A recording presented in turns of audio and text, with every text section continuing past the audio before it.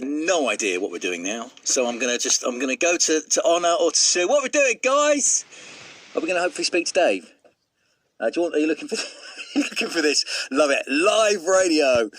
I'm hopeful, really hopeful of chatting to Dave Clark. Mentioned it earlier. Dustbin Dave. Are we good for Dave? Are you there, Dave? Can you hear us, Dave? Are you there, Dave? Nope. Over to you, Honor. Let's put that down and keep pressing all these buttons. Something might happen. Are you there, Dave? No. Are you there, Dave? See, no idea. You know what you're doing, Honor. I love this. You come in live radio, got the guest waiting to talk to us, and all of a sudden things aren't working, and literally we are pressing every single button, hoping to make it happen. Dave, can you hear me? Dave, can you hear me? Dave, can you hear me? This happened the same thing an hour ago. Producers trying to get someone up on a special line. Nah, we can't get you. We're going to play a song. We'll come back to this in a minute. Let's play the Beatles. Now and then. Panic stations at the BBC. Why aren't the lights working? Okay, I hope and pray that this line now works. Good afternoon, Dustbin Dave. Can you hear me? Good afternoon, everyone. I can hear you, but can you hear me? Hello? No, I'm joking. Can you hear me? Oh, yeah, I can hear you. I'm teasing. That's really... Dave. Well, that was an interesting few minutes. It was. Well, I was teasing the producers, pretending I couldn't hear you. Well, of course we can. Sometimes, right, we try all these fancy things, you know, FaceTime, this, and this, and it's much better quality. But when all else fails, get the old phone up. Now, I was talking earlier about this. You've got a very, very unique hobby. So you're from Caister, but your lifelong fascination, we're hearing, has been bins. And we're now hearing that your fascination with bins has earned you a place in an international calendar called the Dull Men's Club. So can I ask firstly, Dave, what age were you when you first spotted and first got a little bit fascinated by watching bin men do their work?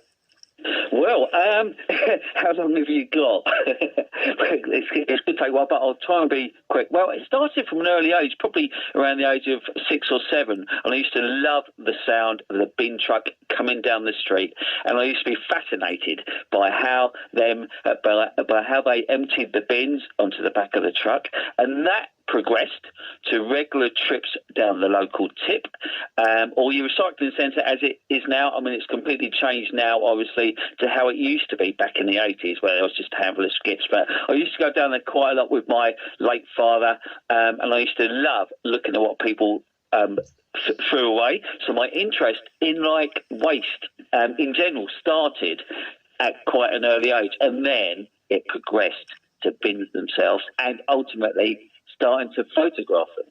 Okay, let's come on to the photographing the bins bit then. So you've got this online community with around 10,000 members. What does the community do? Well, that's the Dolmen's Club with the 10,000 members. The one that I've got is called binsfantastic.com. That's where people send me pictures of bins.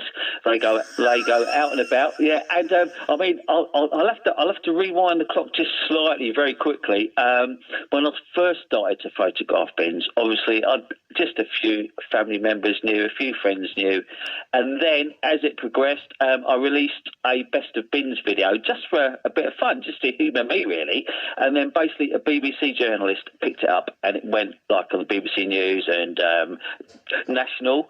And after that, I started to have friends and family sending me pictures of bins on their travels. And then I thought, right, I've got to get a platform for people to send me the bins while I'm still photographing them to build up that collection. So that's when, with the help of a friend, we started up binsfantastic.com, which is a Facebook page. And when that started, basically members of the public started to find it and sending me their bins. So basically, rarely a day goes by where I don't get a photo of a bin sent to me, and it could be from anywhere in the UK and anywhere pretty much in the world.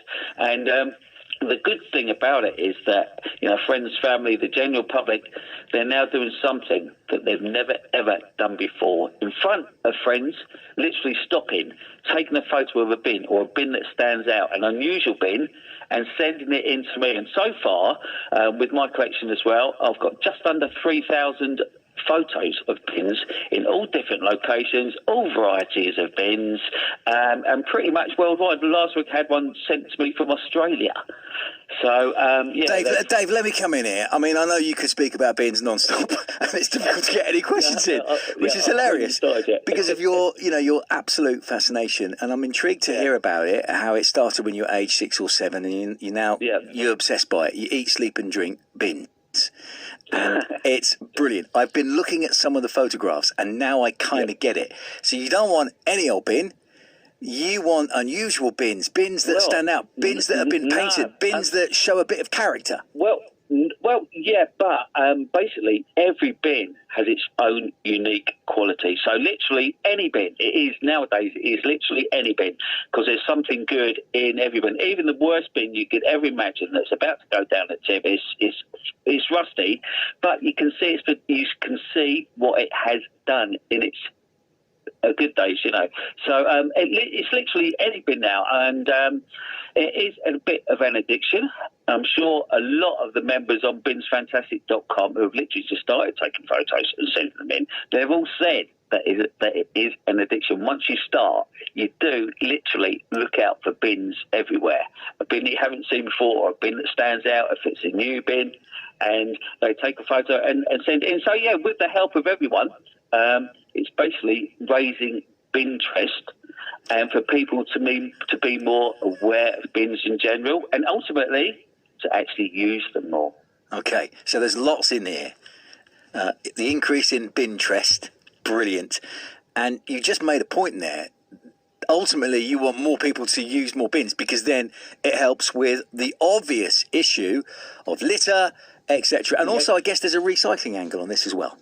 Oh, yeah. I mean, it's a total minefield of a subject, really. I mean, when you think of the ordinary bin, it's a vast amount. It's a vast subject. Like, I know you've probably spoken to Emma Sturman from Norfolk Beach Cleans on here before. I know Radio Norfolk have, but I do the beach cleans with her. And, for instance, we find endless dog poo bags just chucked in hedges, and that's just a small example. And the car park here near where I live, the Caystone Lifeboat car park, there's always takeaway packets all littered all around the car park where there's bins there to actually use.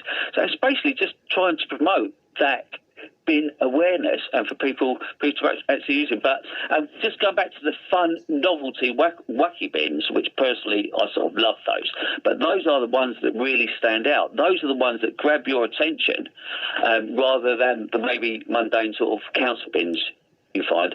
But those ones really stand out. And on my Bin's Fantastic page, we do have, and you'll like this one, we do have a bin of the week. So basically, it's the bin that gets the most likes. The bin of the week? At the end of the week, yeah, we have a bin of the week. That's announced every Sunday evening around 6 p.m. Oh, when the top 40's on, you're doing the bin of the week. Yeah, exactly, yeah. So, Dave, let me ask you one more question, because we've got to go in a minute, and I need to ask you about the calendar, because all of a sudden, you're going to be featured on an international calendar. Tell us about that.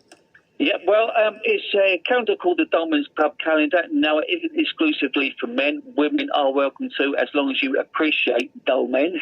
And it's obviously for unique and quirky passions. And there's various people, and they're from all over the world. There's a lady from Hong Kong who has the biggest collection of snow globes in the world. There's another lady from Essex, actually, who travels around the world eclipse chasing.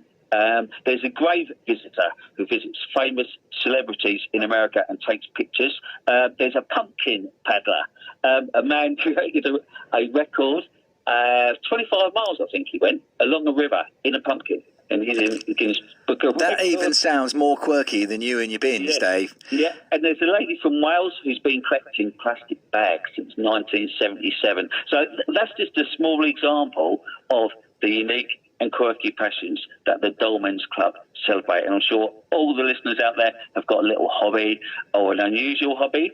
So you're welcome to join. Just it's online, Dolmen's Club, and you can sorry, I can hear my voice in the background talking. Oh, we've got to go now, Dave. We're out of time. But if anyone listening, they can just have a look at Dolmen's Club online and get involved. And they can join that, and they get a certificate emailed to them for a member.